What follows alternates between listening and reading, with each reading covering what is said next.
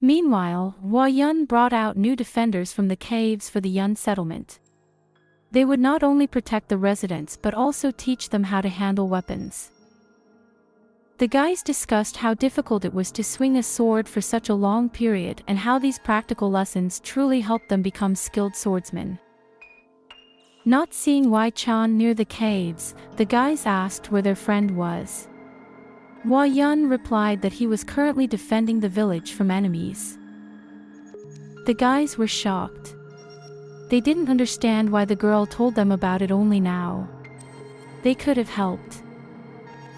Then Hua Yun explained that her husband wanted the guys to finish their security training first. After that, he would ask them to guard the settlement from enemies independently. However, the guys were surprised by this turn of events and exclaimed that they couldn't do it on their own. They needed a leader who would guide the village and make decisions. Now that they had become stronger, they could help him defeat the enemies.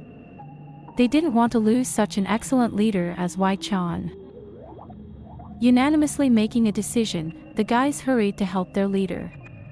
Hua Yun was pleased. She hoped that everything was fine with her husband and rushed after the guys. Mak Shun raised his hammer and told the guy that he should follow him, otherwise, the man would have to use force, and the hero might get hurt. Wei Chan understood who stood before him and asked the man if he realized that he wouldn't leave here intact. After all, the guy warned the travelers who were recently in his village about the consequences. The man was surprised that the guy knew about the hidden Murim clan and hadn't heard anything about any prohibition. Such information was not disclosed to him. The knowledge the guy had from before his reincarnation about the alliance turned out to be useful. He asked the warrior if his arrival here was the will of the Murim leader.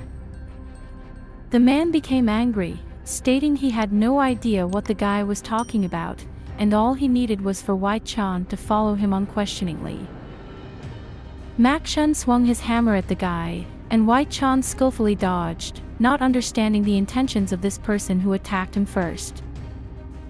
Engaging in a fight with the balding man was dangerous. The hero had almost depleted all his strength and was weakened, while this man energetically wielded his weapon. The hammer narrowly missed Wei Chan once, and he tensed. He didn't like the situation. He had already used all his restorative pills, and now he needed to somehow replenish his energy to withstand this crazy guy. Mak Shun sneaked up behind the guy and forcefully hit him on the shoulder. Wei Chan didn't expect such an attack and couldn't react in time. Experiencing incredible pain from the powerful blow, the guy flew down, plowing through the soil. Again, the hammer of the furious man passed over his head, and this time, Wei Chan was genuinely frightened. He managed to avoid the opponent's attack. Wei Chan decided that he needed to retreat to a safe distance and decide on the best course of action. However, a second stranger appeared out of nowhere, and despite his bulky build, he caught the guy in midair. To prevent resistance, the giant hit Wei Chan in the stomach, and the guy flew several meters away from the man. The stranger turned out to be the leader of the secret Murim clan, Mok Dansi. He came along with the short man and intended to take the guy to Murim. The travelers were surprised by the turn of events. The head and vice leader of the secret clan personally came for Wei Chan on the leader's orders.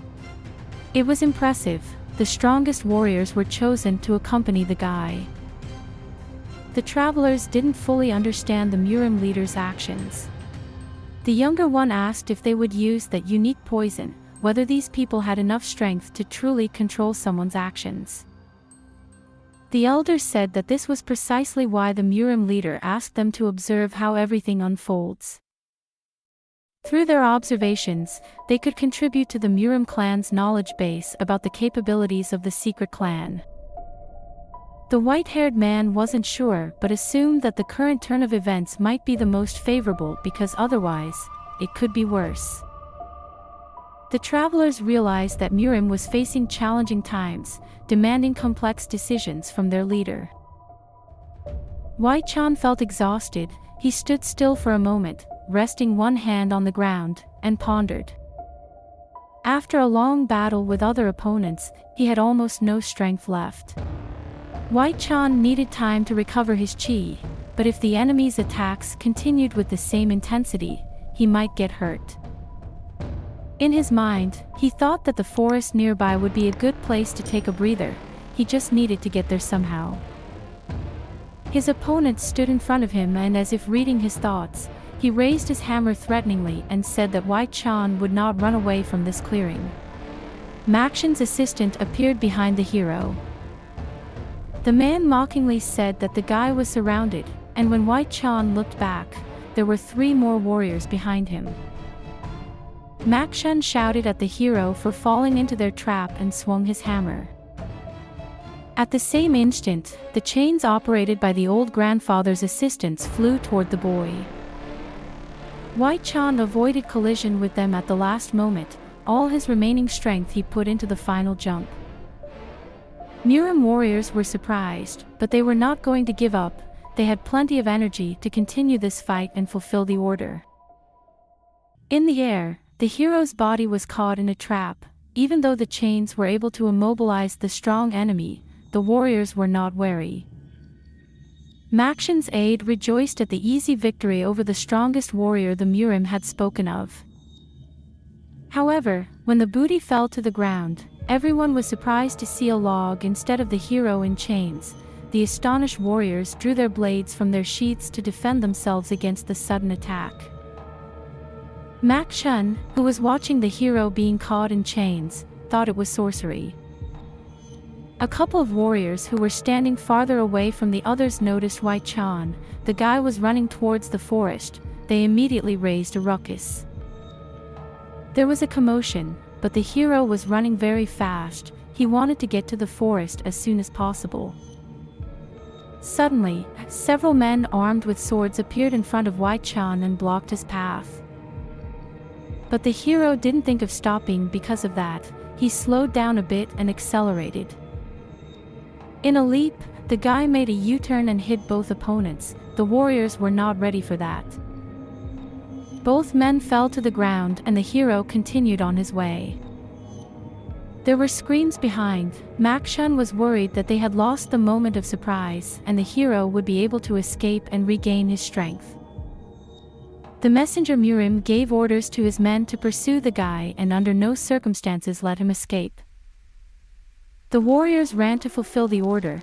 They reached the first trees and spread out to search effectively. The men looked around carefully, hoping to quickly find their target, but White Chan seemed to have vanished. In fact, the hero lurked on a branch of one of the trees. He climbed high enough that he could not be seen at once. The hero placed his palm on the trunk of the tree to absorb the life energy and restore his strength. The crown of one of the trees lit up with a flash. Although on such a sunny day, many would mistake it for the glare of the sun.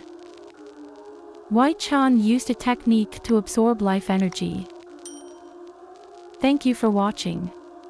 Don't forget to like, subscribe, and leave comments to help the new video come out as soon as possible. Have a great day. Didn't even get to